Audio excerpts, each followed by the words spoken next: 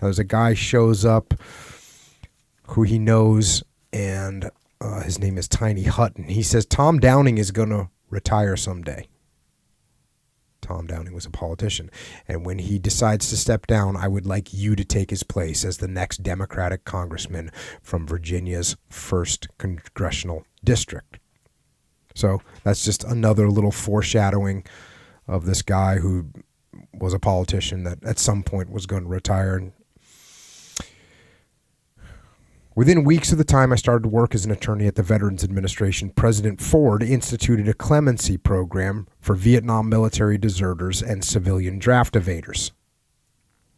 So they set up this board where you're like, oh, you avoided the draft, that's okay. We're gonna forgive you for it. And they put like a group in place to go through case by case to figure out who would get the clemency. And he gets a job doing that.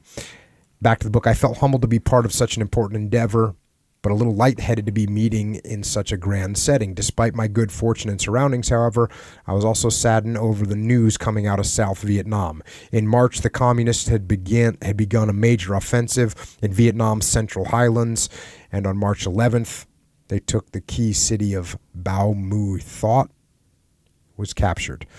By the end of March, cities where American Marines and soldiers had fought and died were toppling like dominoes.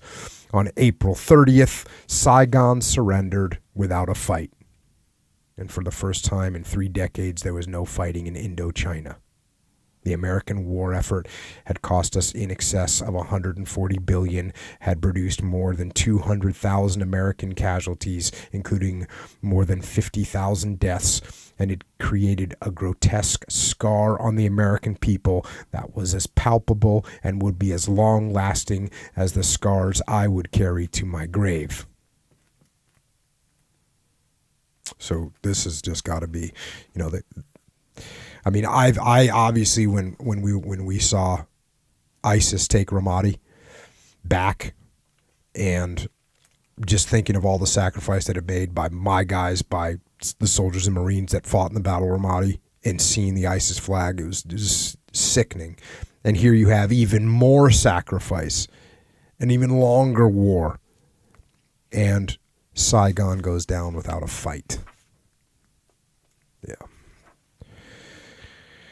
Back to the clemency situation. We granted clemency in almost 95% of the cases we evaluated. And in those cases where we required a period of alternative service, the average length stipulated was a little less than 6 months.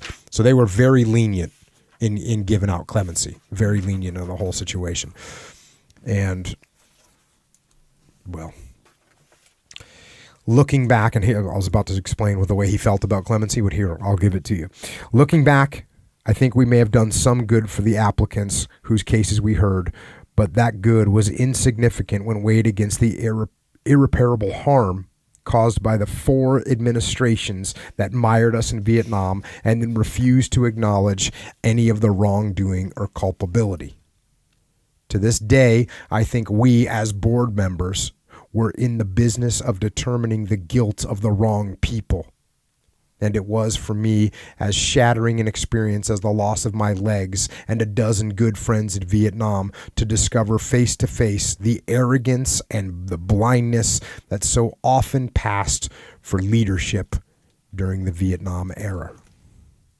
So, he was saying like, look, we're giving clemency to these people, but we should be going after the politicians that got us there in the first place.